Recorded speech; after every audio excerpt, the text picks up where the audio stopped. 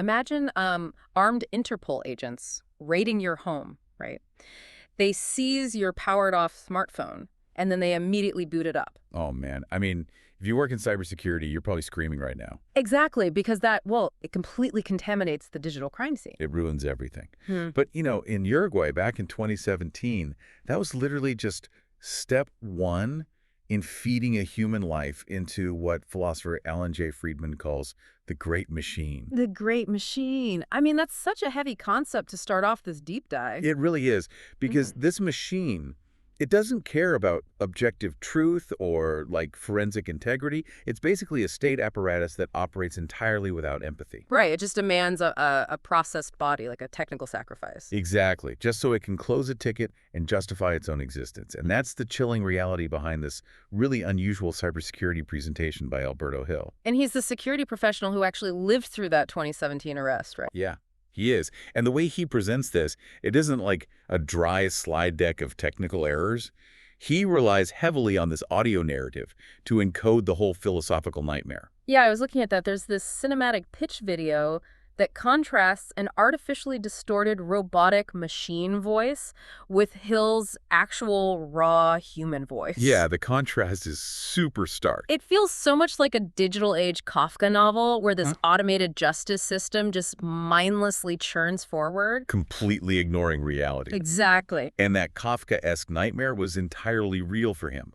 Because when the authorities lacked actual technical evidence, they pivoted to a tactic known as la psicologica. Which is psychological manipulation, right? Right. In this case, it meant threatening the safety of his mother and his girlfriend just to extract a false confession. Which is horrifying. Yeah. And we know from the presentation that the systemic manipulation isn't just paranoia on his part. No, not at all. It was explicitly validated in a leaked Telegram chat with an active threat actor collective called PampaLeaks.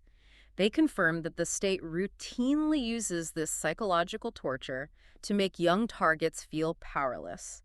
But you have to think, if a presenter is bringing this to a highly technical hacker conference, how does that fly? That's exactly what I was wondering. I mean, you can't just stand in front of a room of cybersecurity engineers and say, hey, I was emotionally coerced. Exactly. They want hard data. They don't want subjective storytelling or, hacker lore. Right, which is why the emotional narrative is mathematically anchored by the forensic risk indicator, or the FRI. The FRI, yeah. It's this lightweight scoring model built on 5 signals. Evidence handling, attribution, narrative, defense, and response. You got it. So instead of just complaining about unfairness, the FRI actually quantifies the chaos. So going back to the start, when those Interpol agents turned on that powered-off Samsung Galaxy S7 and altered the volatile system logs, that directly hits the scorecard. Oh, absolutely. That specific action is a blatant ISO IEC 27037 violation. Wait, so the FRI takes that forensic failure, or, the fact that courts accepted literal paper-printed firewall logs of drop connections as absolute proof of a hack, and it just tanks the evidence handling score. Precisely. It basically translates institutional incompetence into an objective integrity metric. I love that. And the presenter uses this term, flap wings, to describe the human soul trying to soar above the crushing weight of that great machine. Yeah, flap wings. And when you think about it, the reproducible FRI framework isn't just a grading rubric. It's essentially a structured, defensive manifestation of these flap wings. Exactly. It's a defensive shield. And that shield allows the presentation to deliver its centerpiece, right? Yeah, this is where it gets really intense. He includes an exclusive 60-second voice-altered audio statement from active threat actors. Wow. So this is where the emotional and technical tracks fully synthesize. Right. The audio serves as this raw, emotional, almost like a cryptographic confession.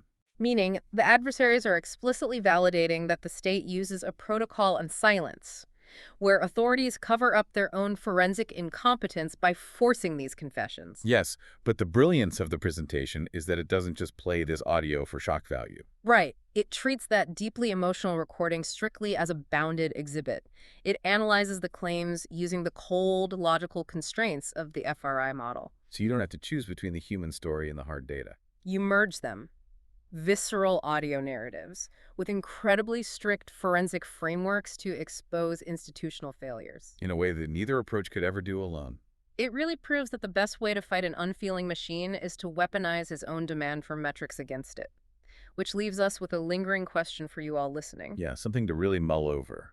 If our justice systems increasingly operate like unfeeling, automated algorithms, is the only way to protect our humanity to mathematically quantify their lack of it.